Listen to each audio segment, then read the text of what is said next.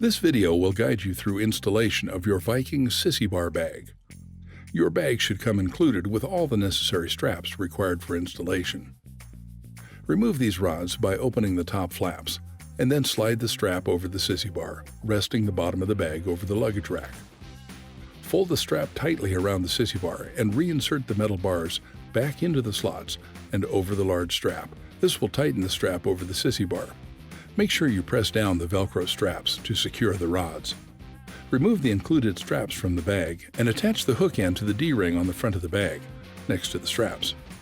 Loop the other end around your luggage rack or any other stable point on your bike's frame. Now pull the strap tight and cut any excess strap if necessary. Repeat the process for the rear mounting straps. You will use 4 straps in total to install the bag securely, 2 in the front and 2 at the back. Before every ride, always ensure all straps are tight and the bag is securely in place. Congratulations, your bag is now installed and you're ready to ride.